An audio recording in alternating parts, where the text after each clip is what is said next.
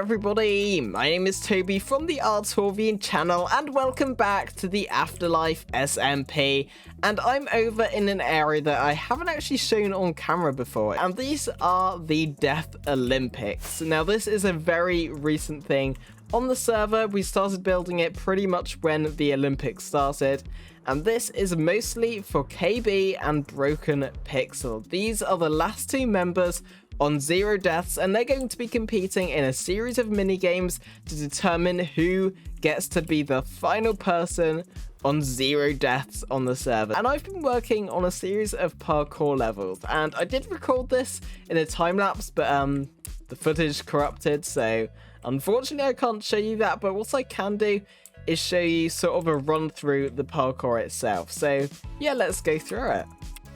So the thing that really separates this parkour from any other that you've seen is the fact it's separated into multiple different rooms, which are all based on the colours of the Olympic rings, plus a 6th room that is sort of a combination of all of the different rooms.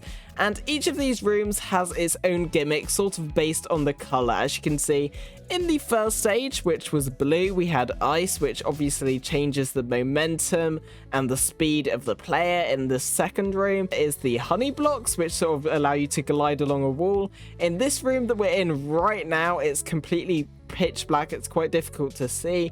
And in the green room over here, there are slime jumps, which propel you upwards when you hit them. We've got ladder jumps around here, and then past this green wall over here, we have drip leaves, which, if you know what drip leaves do, they collapse beneath you the longer you stay on them, so you could fall to the ground. And then finally, the red room over here is a target block room, so you fire at the target blocks and they push the block beneath you. And then we have the weeping vines over here, which you can climb upwards and swing down onto the next weeping vine. So all of these are fairly difficult. They do require a number of attempts. I did fall off a few times and had to make a few cuts here and there, but I'm pretty used to this one. And I do hope KB and Broken Pixel are both able to complete it in a fairly good time. And then finally, in this room over here, we have different jumps based on each room. We have the ice, of course, we have the honey blocks, over here's the slime blocks, and then finally just a few standard jumps right at the end, taking you to the podium. Now, in the last episode, I introduced you to 2 brand new shops. We've got the Shop and Lotta Terracotta. And I'm going to check the profits of these. So Lotta Terracotta, I've already collected a few. I've made probably about a diamond block or so from it. And I've also got these 6 diamonds from here. And if we head over to the shop, I've been told that I have a few payments in this chest, 2 diamond blocks, plus 6 diamond blocks in this chest, as well as 3 shulker shells, apparently. I did not know about that. I don't know who gave those to me. I assume it's Puff. And then at my base, I have 3 diamond blocks from King Z, who I made a skin for. I don't have a skin shop just yet, but I did make one for him because he asked. And a Deep Sea Mining Corporation share. This document is exactly 1 share of the Deep Sea Mining Corporation, DSMC, and can be exchanged below or above market value at the owner's discretion. Interesting. I guess I'll just hold on to it for now. So how did I get all of those diamonds so easily? Well, I was commissioned once by Justin L and once by Tinkfro to make 2 shops in the shopping district. Let's jump into a time lapse of me building them.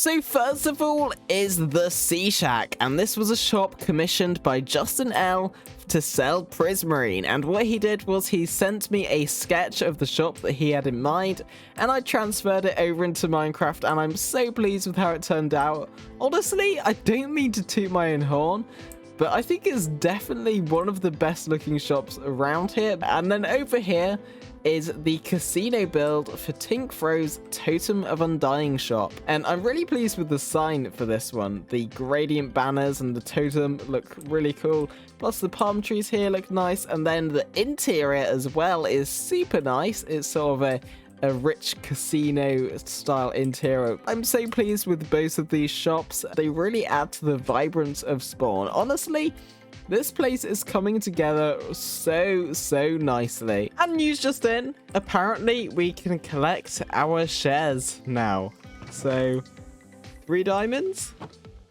Okay, I've earned 3 diamonds from doing absolutely nothing. Anyway, enough faffing around for today. I am back at the Mesa because I would like to do some base progress in today's episode. Now, I haven't spoken to you too much about what I'd like to do with my base, and I'm not going to because I'd like to keep it a bit of a secret.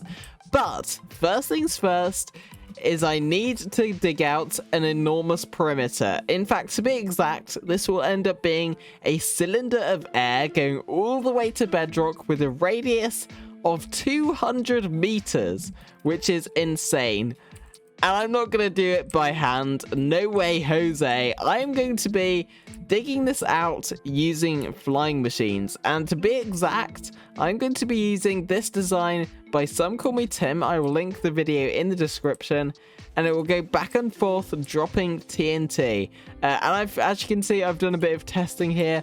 I've dug it out pretty deep on this section here. And yeah, it's really nice. But what I need to do now is copy this design along this line. I should need to do it probably about 30 times in total. And then just leave it running with my spectator account and dig this huge hole. Let's get into it.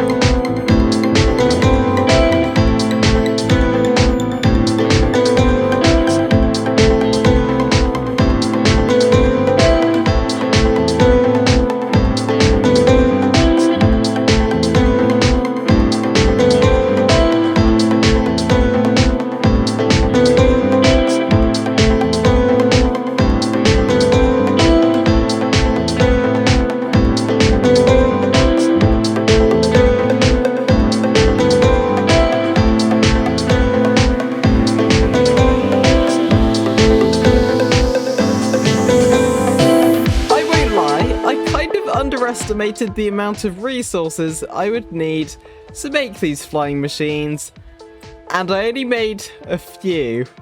But as you can see, they're doing pretty well in terms of damage. They're just going along here and blasting this place to smithereens. There are a few issues with it, namely the water here. I'm going to need to collect some sponges in the next episode to clear out these areas, because if you don't know, TNT cannot destroy any blocks if it's in water. But anyway, I'm going to leave it running for a bit, see how much we can do, and then I'll start collecting resources to do some more flying machines off camera. Anyway, I've been running this thing for quite a while now, and as you can see, it's cleared out a huge area, and also the water problem is very apparent now because it started to spread.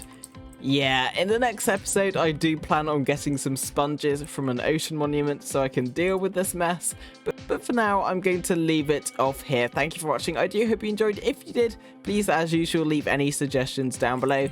Check out all of the other members in the description. There are 21 of us in total. And also, if you're interested in potentially joining the server as a content creator, there is an application process you can find in the description. Anyway, I will see you all next time. Bye for now.